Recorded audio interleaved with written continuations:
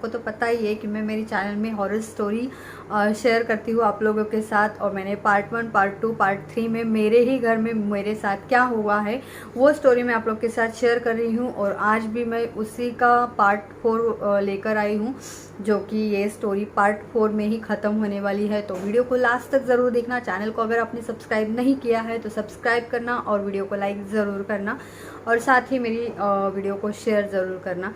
तो और कल एक मैं स्टोरी लेकर आने वाली हूँ आप लोग के साथ, जो कि मेरे ही सब्सक्राइबर की है। तो मैं वो स्टोरी आप लोग के साथ कल शेयर करने वाली हूँ।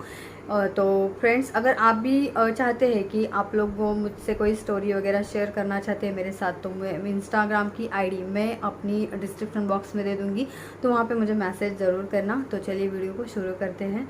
तो मैं यहाँ तक आई थी कि मेरी बाजू में एक आंटी रहती थी, तो वो उस आंटी ने मुझे घर में रखने के लिए एक ऐसी चीज़ दी थी। पता नहीं उसमें क्या था, लेकिन मैंने अपने घर में रखा था। तो उसके बाद हम दोनों का मतलब हम दोनों का मतलब मेरे हस्बैंड का और मेरा झगड़ा थोड़ा कम होने लगा। और जैसे ही झगड़ा कम होने लगा वैसे ही फिर थोड़ा सा हम लोग ठीक से रहने लगे और मतलब प्यार से रहने लगे। थोड़ा सा हम लोगों में बातचीत वगैरह थोड़ी सी होने लगी। हम एक दूसरे को बहुत अच्छे से बात करने लगे थे। और उसके बाद मेरी बेटी थोड़ी सी बड़ी हो गई, क्योंकि मतलब मेरे हस्बैंड तो रूम चेंज करने के लिए रेडी तो हो गए थे। तो मेरी बेटी को अचानक से एक रात होने लगी और बोली कि मम्मा मम्मा यहाँ पे कुछ है। मुझे पता नहीं, लेकिन यहाँ पे कुछ था। वो कपाट के पास खड़ा हुआ था और कुछ। तो फिर वो बहुत ज़्यादा डर गई थी, तो मैं उसको कुछ ज़्यादा बोली नहीं, मैंने उसको शांत करके फिर सुला दिया। उसके बाद सुबह जैसे मैं उठी तो मेरे हस्बैंड को बोली कि चल ठीक है, चलो हम लोग अभी रूम वगैरह चेंज कर लेते हैं, यहाँ पे रहना नहीं है। ताकि हमारी बेटी भी रात को उठ गई थी और रोना स्टार्ट किया था उसने। तो हस्बैंड बोले ठीक है।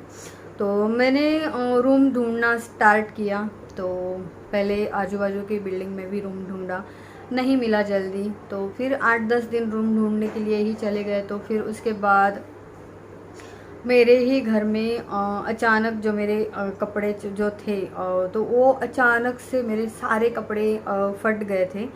तो मतलब जो टॉप वगैरह जो भी रहता है वो अचानक से फट गए थे। मेरी वो बात समझ में नहीं आई और आज तक मैं वो बात समझ भी नहीं पाई कि अचानक मेरे कपड़े कैसे फट सकते हैं। वो आज तक मैं सोचती हूँ कि ऐसा कैसे हो सकता है अचानक।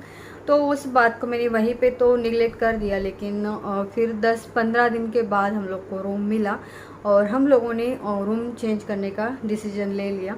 तो उसके बाद धीरे धीरे करके हम लोग सामान लेकर इधर आने लगे। और वहाँ का रूम मतलब आज थोड़ा सा लेकर आए, फिर लगा दिया, फिर दूसरे दिन थोड़ा सा लेकर आए, फिर लगा दिया।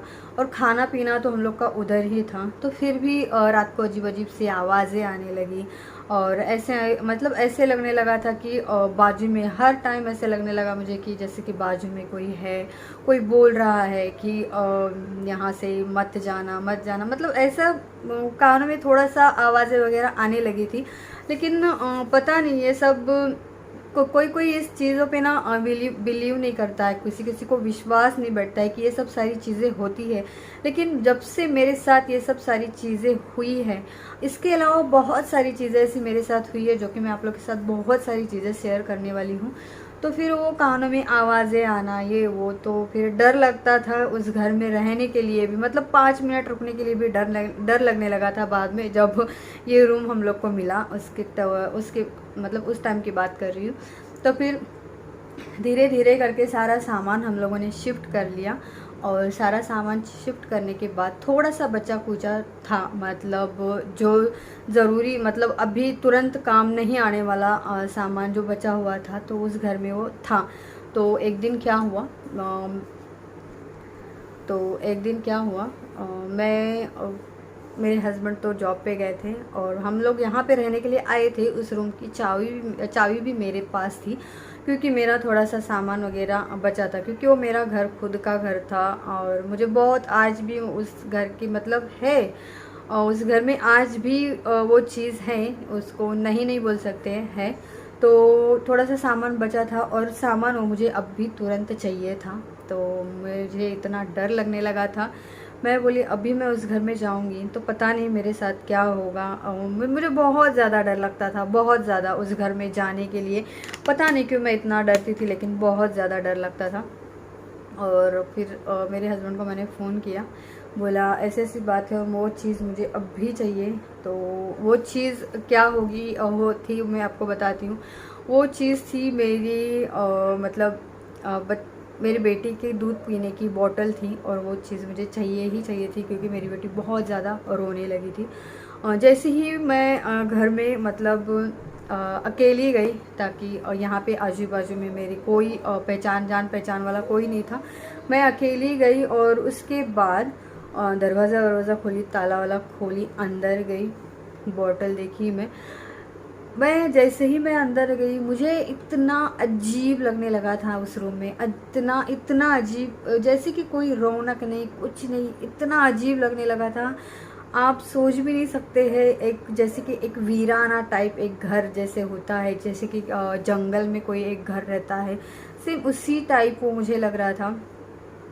और मेरी हिम्मत नहीं हो रही थी कि मैं यहाँ वहाँ देखूँ। मैं सिर्फ बॉटल देख रही थी कि वो बॉटल मैंने कहाँ रखी है। वो बॉटल मुझे देखनी थी, और वो बॉटल भी मुझे जल्दी नहीं मिल रही थी, ताकि मैं टेंशन में आ गई।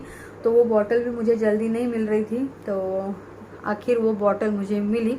और जैसे ही मैं वो बॉटल लेने गई, वैसे ही वो जो सेफ्टी डोर तो मैंने खुला ही छोड़ दिया था, और अंदर वाला दरवाज़ा भी खुला ही था। तो जैसे ही मैं बॉटल दिखी मुझे, मैं बॉटल लेने के लिए गई, तो वैसे ही वो अंदर वाला दरवाज़ा धाड़ करके बंद हो गया। बाप रे, आप सोच नहीं सकते हो मैं कितना डर गई होगी। मैं वो बॉटल वहीं पे छोड़ के मैं ऐसे भागी, दरवाज़ा खोल के ऐसे भागी। ना मैंने ताला लगाया, ना दरवाज़ा लगाया, मैंने कुछ नहीं लगाया। मैं वैसे ही जहाँ मैंने नया रूम लिया था वहीं पे जाके बैठ गई। और फिर मेरे हस्बैंड आए तो देखे, फिर दरवाज़ा बंद करके चले गए। तब से लेके आज तक मैं उस रूम में नहीं गई हूँ। 5 साल नहीं 4 साल हो गया मैं उस रूम में बिल्कुल नहीं गई हूँ। अभी भी मतलब उस रूम में हमने भाड़े से दिया है, तो उन लोग को मैं पूछती भी हूँ कि आप लोगों को कुछ ऐसा लगता है क्या घर में, ऐसे वैसे करके। तो वो बोलते हैं कि हम लोग पूजा वूजा कर लिए हैं, हमको कुछ नहीं, क्योंकि मतलब उनको बोलते हैं कि कुछ नहीं लगता, हमको डर वर नहीं लगता है, तो ठीक है। तो उसके बाद जैसे ही हम लोगों ने यहाँ पे सामान वगैरह शिफ्ट किया, तो पूरा सामान वगैरह मैंने लगा दिया। तो 2 दिन लगा मुझे सामान लगाने में, तब तो 2-3 दिन लगा। फिर पूजा वगैरह की घर में, तो पूजा वगैरह की घर में, फिर पूरा सेटल हो गया, मतलब सामान वामान पूरा अपनी अपनी जगह पे चला गया। और तीसरे चौथे दिन से फिर मैंने खाना बनाना वगैरह स्टार्ट किया घर में। फिर हमने मतलब मैंने जो ये रूम लिया, उसके बाद से लेकर हम दोनों में कभी झगड़ा नहीं हुआ, कभी किसी चीज़ की आवाज़ नहीं आई, कभी मुझे इस रूम में डर नहीं लगता, मतलब इस घर में कभी मुझे डर नहीं लगा। उस घर में मैं अकेले नहीं रह सकती थी, लेकिन आज अगर मेरे हस्बैंड 2-3 दिन के लिए अगर कहीं बाहर चले जाते हैं तो मैं अकेले रह लेती हूँ मेरे बच्चों के साथ। मुझे अभी डर नहीं लगता है। उस रूम में मुझे सच में बहुत ज़्यादा डर लगता था। और हम लोग बोलते हैं, किसी किसी को विश्वास नहीं होता है कि ऐसा नहीं होता है, वैसा नहीं होता है, लेकिन ये सारी चीज़ें हैं। मतलब जब हवा रहती है तब भूत भी रहते हैं। जैसे कि हवा नहीं दिखती है हमको, वैसे ही हमको भूत भी नहीं दिखते, लेकिन ये सारी चीज़ें होती है। भगवान मतलब जब अच्छी शक्ति होती है ना, तो बुरी शक्तियाँ भी होती है। ये बात को हमें एक्सेप्ट करना ही चाहिए। तो ये सब मेरे साथ उस घर में हुआ। आज तक मतलब 4 साल, साढ़े 4 साल हो गए मैं उस घर में अभी तक नहीं गई हूँ, और ना ही मैं कभी उस घर में जाऊँगी, ताकि मुझे हमेशा डर लगता है अगर उस घर में जाने के मतलब जाऊँगी तो कहीं कुछ हो ना जाए। मुझे बहुत ज़्यादा डर लगता है, इसके लिए मैं कभी उस रूम में नहीं जाती हूँ, उस घर में नहीं जाती हूँ।